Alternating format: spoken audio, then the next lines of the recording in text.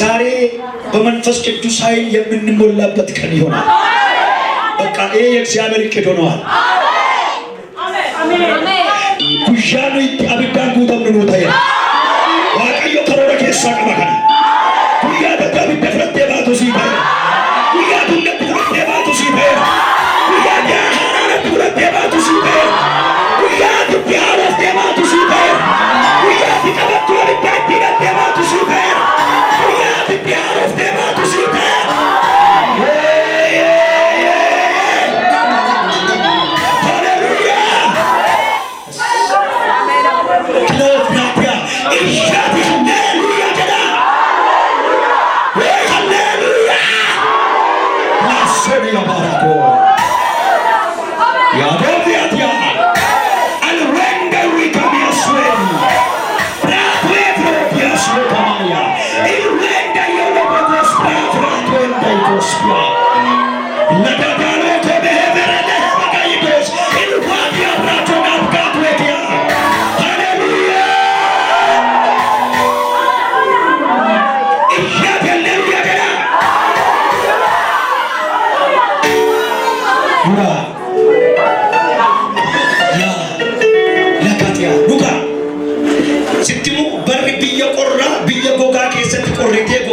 Siga, abin tafsir muti berbis. Mari kita kafta beri itu. Beri kami jawab tindik kamam tiang wana kadi siga. Abin tafsir muti baik. Abin tafsir muti mana kali jatuh kan. Abin tafsir muti sama nak tinggal. Abin tafsir muti samia pakai tinggal. Abin tafsir muti apa dikipat tinggal. Iya haleluya jana. Abin tafsir muti orang pada merah. Siga manera, abit kafra dua cintura kejera, abit kafra du galana itebata, abit kafra du moy charkata.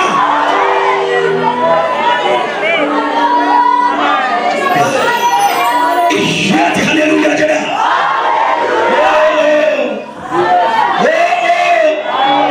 Kamu apa furtu abit dabata? Kamu apa kuala kafra cek apa?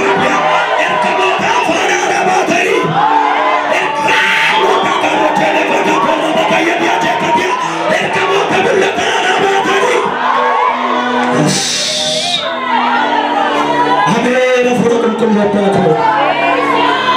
Jemaah perkatakan ulfura kalau sedang letana, beli pemara di pemara letana Yesus.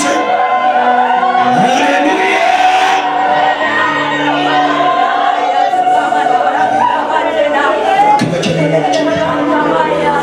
Haleluya. Manuta. Uftawan araguda sagali waqayyo oli uciglaalla amma macaafu mulkisan baafadha. Sirabau boqonnaa kudha afur lakkoofsa tokko kaasee dubbisa garuu lakkoofsa 15 kaasee kan ilaallu lakkoofsa tokko amma afurii kan jiru nan dubbisa nan ilaalla lakkoofsa 5 kaasee hamma 9 kan jiru sin ilaalla lakkoofsa 10 kaasee amma 14 kan jiru sin ilaalla 5 kaasee amma 18 kan jiru sin ilaalla anuma garuu kan dubbisu lakkoofsa 15 kaasee dubbisa akka jira. Waaqayyo yommus Museedhaan maaliif gara kootti iyyita ka'anii gara fuulduraatti akka adeemaniif Israa'elootatti hime. Irra deebi'a. Waaqayyo yommus Museedhaan maaliif gara kootti iyyita ka'anii gara fuulduraatti akka adeemaniif Israa'elootatti hime. Ati immoo ulee kee ol fuudhi. Harka kee galaanicha irratti diriirsi. Israa'eloonni galaanicha yommuu ce'an lafa gogaa irra akka adeemaniif galaanicha gargar hiri. Warri giddiis isaan booddeedhaan akka itti lixanitti ani akkan isaan mataa jabaatan nan godha. Ani yommus mootichaaf loltuu isaa hundumaa konkolaattota isaa abboota fardeenii isaa irrattis ulfina nan argadha. Yeroo ani mooticha irratti konkolaattota isaa irratti abboota fardeenii isaa irratti mo'icha argadhutti immoo warri giddii ani Waaqayyo akkan ta'e kanaan hin beeku jedhee. Gara fuulduraatti adeemi itoo jedhu laalla. Dubbiin asitti Waaqayyo dubbatu kuni kudha shanii amma kudha saddeetii gidduu dubbiin jiru kun lakkoofsa tokko amma shanii gidduu lakkoofsa jiru wajjin wal fakkaata. Israa'eloonni eenyu, Waaqayyo eenyu, Museen eenyu, Galaanni Diimaan eenyu. kutaa kana keessatti kan ilaallu waggaa 430 ta'an mee taa'uu jedhame ka'uu jedha adeemuu jedha daa'ima dubbata kan isin dhibuun Yesuus jedha taa'uu jedha ka'uu jedha adeemuu jedha waggaa 430 dhaggeeffadhaa waggaa 430 yeroo ta'uuti waggaa 430 yeroo garboomuuti taa'uu jechuun garboomuu jechuudha gadadamuu jechuudha gaddeemuu jechuudha taa'uudhaaf iddoo kanatti kan nu arginu boqonnaa 3 kaafnee amma ammaatti kan nu dubbannu yeroo ka'u mee yeroo ka'u jedhaa ol kaasee harka kee yeroo ka'u jedheera Waaqni ameen jedhaa ammas ol kaasi yeroo adeemuu jedheera Waaqni yeroo isaan ta'an argina iddoo kanatti immoo yeroo isaan ka'an maaltu ture gaafa jedhamu ka'u taa'uu ka'uu adeemuu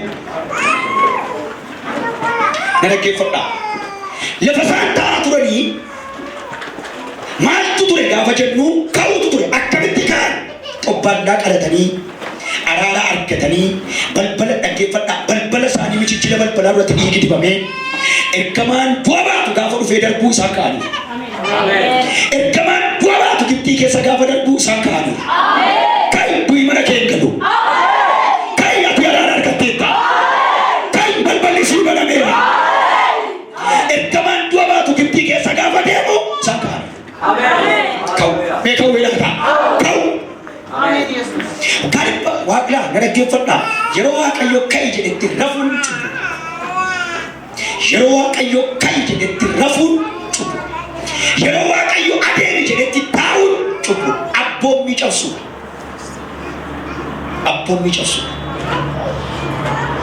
iddoo kanatti kan nu arginu Waaqayyo ka'i jedheera adeemi taa'i jedhe kutaa kana keessatti kan nu ilaallu Israa'eloota yeroon taa'umsaa hinga yeroon garboomuu hinga yeroon akka namaa ilaaluu hinga yeroon gad deebi'uu hinga yeroon dukkanaa hinga kaatee adeema oladaa kaatee Israa'eloonni garuu lakkoofsa 10 kaaftanii gaafa ilaaltan ittiin tolu maal ta'e gaafa jennu deemaa jedheen waan lakkoofsa tokko akkasitti dubbisa Waaqayyo yommus Museedhaan garagalanii dhaggeeffadhaa harkaa jijjiiraa garagalanii Biyaabrootii dura Meegdooniif galaana diimaa gidduu Ba'aal Zifoon fuulduraan akka buufataniif Israa'elootatti himi. Isin hundumti keessan fuullee isaatiin galaanichaa in buufattu. Mootiin Gibxii yoowwan lafti onaan naanna'ee karaa itti cufe. Israa'eloonni biyya keessa naanna'anii tooraa jiru jedhee iyyaadha. Ani immoo mooticha garaa isaa nan jabeessa. Innis faana dha'ee isin in hordofa. Ani mootichaaf loltoota isaa hundumaa irratti ulfina nan argadha. Warra Gibxii ani Waaqayyo akkan ta'e kan ani beekuuf jiru jedhee warri Israa'elis akkuma isaanitti himame in godhan. Dhaggeeffadhaa. Waaqayyo maal barbaadeera gaafa jennu Israa'eloonni ulfina isaa arganii Israa'eloonni irree isaa arganii isanumaa Waaqayyo maal barbaade gaafa jennu isanumaa diinota isaa rukutuu barbaada. Dhaggeeffadhaa. Ulfina argadhaa. Hangafa rukuteera, biyya rukuteera, du'aan darbeera. Amma immoo maal rukutuu barbaade gaafa jennu Waaqayyo loltoota rukutuu barbaade loltoota. Lafee dugdaa biyya tokko jechuun mootummaa tokko jechuun dhaabbata tokko jechuun humna jechuun immoo loltuudha. Ol kaasee harka kee. Isa dhumaa Waaqayyo galgala kana diina kee rukutuudhaaf. Maal barbaade iddoo kanatti gaafa jennu Waaqayyo isa dhumaa humna mootii Gibxii isa dhumaa rukutuu barbaade. Ol kaasee. Kai adeemi gara duraatti. Rahan Waaqos. Kai itti fufi gara duraatti. Kai dhukkubaan hin qabamini. Kai gagadoon hin qabamini. Kai qorriteen taa'ini. Kaadhaa baddaa ani gara duraatti na deema jedha. Deema dafeetu qasan. Maal barbaade Waaqayyo gaafa jennu isa ta'a Waaqos naa kabaju. Isa dhumaa diina isaanii isa dhumaa rukutuu barbaada. Kanaaf warra Gibxii irratti ulfina argadhaa ammayyuu mataan jabeessa. Akka inni of barreen godha. Inni illee yoona lafitti naanna'eera. Lafitti naanna'een beeku tuma deemtan yeroo karaadha karaatti deemtan tuma deemtan lafitti isinitti naanna'a. Magaalaa haaraa tokko gaafa rattan tuma deemtan lafi isinitti naanna'a. Mootiin Gibsii Israa'eloonni lafa onaa keessatti lafitti galagaleera. Samiin lafa walii wallaalaniiru. Yoona choontooftee jirti jedhee ol kaasee harka kee. Utuu isaa wajjin deemtuun choontoofte. Utuu waamichi sirratti nuun choontoofte. Utuu narkasi qabee turuun choontoofte. Erganni baay'isii jedhee choontoofte. Yaati ani choontoowedha. Maal godhe Waaqayyo gaafa jedhu ta'a. Hin choontoofti ishee yoona. Lafa dhittu dhabdeetti wanta nyaattu dhabdeetti. Choontoofteetti jedhee akka inni sun hordofuun godha. Sammuuttan deebisa. Yaadattan deebisa. Maaliif akka dhiise Israa'eliin garba godhadhu bara koo hundumaa. Eeyotu qonnaa raaqota, eeyotu dhoqqee dhiita, eeyotu mana lattafa. Kanaaf jedhee hordofaatii cal jedhaase. Ilaa dhaggeeffadha. Abboon miidhaasatti. Lakkoofsa 14:15 irratti Waaqayyoof Museen noormaalii walitti naasofne haasaa dubbate. Haasaa biniyyaati seeneen. Sabattiinis isa Waaqayyo lakkoofsa tokko ammaa furitti haasee dagatte. Waaqayyo maa jedheen? Isa dhumaan mootii Gibsii irratti humna fudhadha waan ta'eef. Tarkaanfii isa dhumaan fudhadha waan ta'eef. Warra irraa argitan kana lammaffaa deebitanii argitan waan ta'eef cal jedhaatii gamaan fuullee galaanichaa ta'a. Ila Waaqayyo tajaajila. Maal godhaa? Fuullee galaanichaa ta'a. Diin kiyyootti galfadheera jedhee qabadheera jedhee isin duukaa fiiga ani immoo humna irratti argadha. Dhaggeeffadhu. Lolaas yaati lolaa magaalaa. Lakkoofsa 10 kaaftanii yoo dubbiftan Israa'eloonni gungummii jalqaban maal dagatanii isanni ulfinaan fudhadha jedhe dagataniitu gungummii jalqaban. Gungummii abdii kutannaa yaaddoo iddoo awwaalchaatu hin jiru. Biyya Gibsii keessa iddoo awwaalchaatu hin jiru. Maaliif nuuf utee nuuf itti kunoo asiin galaana nuuf ta'a. Asiin fariiwwantu nuuf ta'a. Inaasumni Waaqayyo kana. Itti maaluma sun bireeru yeroo boo'ichaa miti yeroo adeemuuti jedhaani. Itti jaallan qabatti maaluma mushurroota asin yeroo boo'ichaa miti jedhaani. Yeroo adeemuuti jedhaani. Waaqayyo teemi naan jedhaani. Dhaabatteen boo'ini jedhaani. Waaqayyo kayye naan jedhaani. Rafteen kunkumini jedhaani. Amma yeroo kun jedhaani. Siif gaara malee jedhaani. Waaqayyoof karaadha jedhaani. Siif cufaadha malee jedhaani. Waaqayyoof balbalaa jedhaani. Kanaaf iyyuu jedhaani. Kayyi gara duraatti deemi. Yeroo kun sa'aatii deemsaati. Kanaaf iyyuu ka'aati deema. Museen iyya jalqabnaan inni gara kootti inni ka'anii gara roota akka deeman maal godhe Israa'elootatti jarri akka maal jedhee iyya Museen gaafa jennu jarri kunoo lafa onaatti dhumna jettee hinduuna jettee nu dhumeera jettee Israa'elutti dhufan warri Gibsii jetteetti Israa'eloonni waca guddaa keessatti abannoo abaaraa jiru dhagaadhaan na rukutuuf jennaan inni ishiin gara rotaatti deemu.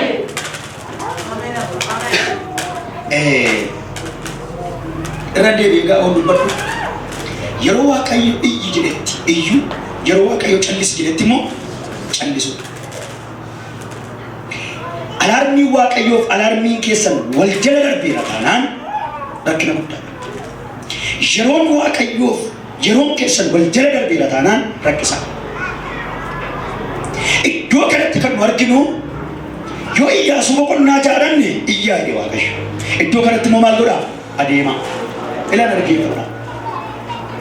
Namoonni baay'een alaarmii Waaqayyoo fi alaarmii isaanii wal jala dabarsu. Yaada Waaqayyoof yaada keenya immoo akkamitti walitti fidna gaafa jennu geggeeffama afra qulqulluutiin yaadi Waaqayyoof yaadi keenya walitti dhufuu danda'a. Yaadi mataa keenyaatiin miti waldaa keessa turuudhaan miti adeemsi keenyaaf adeemsi Waaqayyoo akkamitti tokko ta'uu danda'a gaafa jennu geggeeffama afura qulqulluutiin. Afura qulqulluudhaan immoo akkamitti geggeeffamna gaafa jennu Waaqayyo wajjin tura. Waaqayyo wajjin meejira Waaqayyo wajjin turuudha. Jedha Waaqayyo wajjin turuudha. Adeemsi keenyaaf adeemsi Waaqayyo akkamitti walii galee laayinii keenya sirraa'ee Waaqayyo wajjin deemna gaafa jennu turtuuni Waaqayyo namoonni baay'ee Waaqayyo wajjin turuun barbaadan. Parastaamoolii barbaadu, panaadoolii barbaadu maleessa turtii Waaqayyo wajjin hin barbaadan. Butatanii deemuu barbaadu malee Waaqayyo wajjin turuun barbaadan. Anis tureen Waaqayyoon eeggadhe innis immoo maal godhe gara kootti jedhe ilaa dhaggeeffadhaas. Namni waaqayyoo wajjin turuu dandeenye yeroo waaqayyoo beekumna. Yeroo waaqayyoo pitee birgeera, yeroo waaqayyoo eegeeru mataa'edha. Waliin dhaama bara isaa hundumaa waliin dhaamaa jiraata. Sirriitti na dhaggeeffadha. Waliin dhaamaa jiraata. Yeroo waaqayyoo na galateeffadhu jedhu, yeroo waaqayyoo na waaqeffadhu jedhu inni immoo dhaabatee bu'a. Yeroo waaqayyoo miti. Na hordofaa sirriitti. Fayyina barbaadda taanaan, eebba barbaadda taanaan, ulfina barbaadda taanaan sagalee ofii kee sagalee diina kee dhiisitii sagalee waaqayyoo dhaga'i. Maal jedhee waaqayyo? Mee nama bira jiru waaqayyo maal jedheedhaanii? Isa kana maal jedhee waaqayyo? Taa'i jedhe moo adeemi jedhe moo ka'i jedhe moo rafi jedhe waaqayyo? Maal jedhee waaqayyo? Maal siin jedhee waaqayyo? Maal dubbate waaqayyo? Dhaggeeffadhaa sirriitti. Waaqayyo maal jedhe? Isa waaqayyo jedhe beekuun murteessaa. Jecha waaqayyo beekuun murteessaa. Uyyuu yeroo hundumaa hunduun baasu jiran jecha waaqayyo beekuun sagalee waaqayyo beekuun murteessaa. Iddoo kanatti kan Israa'elootaan jedhame ta'a gungumaan jedhame iyyaniiru. Boqonnaa 3 lakkoofsa 7 kaaftanii yoo dubbiftan gadi qabamuu saba koo jedhamtiire iyya isaanii maal godheedha? Dhaga'e. Isa isaan dhiphatattu dabala ga'ee dhimmaan isaanii argee dhala dhaggeeffadhaas. Kaleessa hiiteetta miti har'ammoo kayyadee. Si gala waan jechaan kaleessa dhimmaan buufteetta miti har'ammoo kayyadee. Kaleessa iyya isaanii naga'ee har'ammoo iyyan barbaadu jedhe waaqayyo maan kaati adeema. Galaan kaati adeema. Iyya dhikootu jira kaati adeema. Daa'ima guyyee gadalatte guyyaa tokkootu jira kaati adeema. Wantoota garasiif gara nama warsee jira kaati adeema. Balbalatu cufamaan kaati adeema. Jareera waaqayyo kaliiti adeemiya. Harka keessa golkaasaa ka'een adeema jedha. Jedha ka'een adeema jedha. Waaqayyoon haqaattee yaada keetti galchuu dandeessu. Waaqayyo garuu yaa morma kee qabee yaada isaa si galchuu danda'a. Harka golkaasaa warri dudduubaa sun dhiiga golgootaa gubbaatti lola'een isa wajjin walitti galaa. Yaadichaa wajjin walitti galaa jedha. Akkanaan jedhu waaqayyo namoota adeemsisuu qaban. Yennaan nama diina isaa gara fuufa qaban. Maalii dhaabbattee abeeree jettu? Ishyaati Yesuus moo'eeradha. Haleluuyaa! Akkeeni waaqayyo hin sodaatinii ka'itii itti adeemi. Galaana sodaattee daa'imii ka'ii itti adeemi. Abidda sodaattee dhaabatinii ka'ii itti adeemi. Diinota kee sodaattee dhaabatinii ka'ii itti adeemi.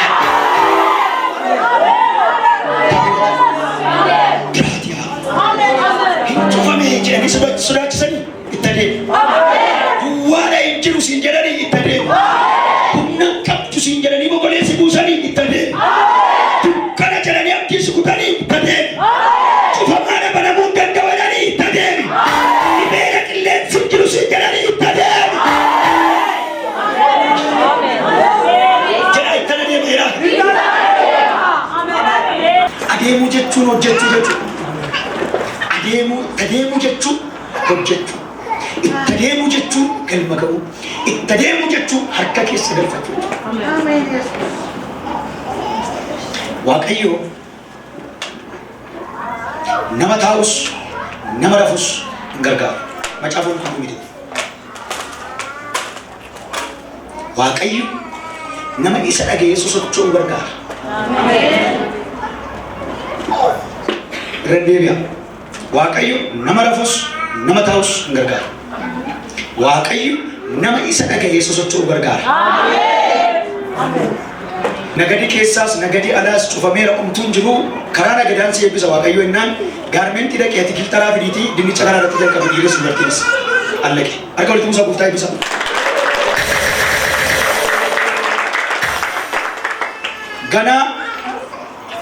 Ganaa waaqoo miliyoona na godhaa yeroo miliyoonera ta'uuni Dubaay Itoophiyaa gidduu nagadaa Chaayinaa Itoophiyaa gidduu nagadaa maraafamteetti malee Turkii Itoophiyaa gidduu nagadaa ni jiru.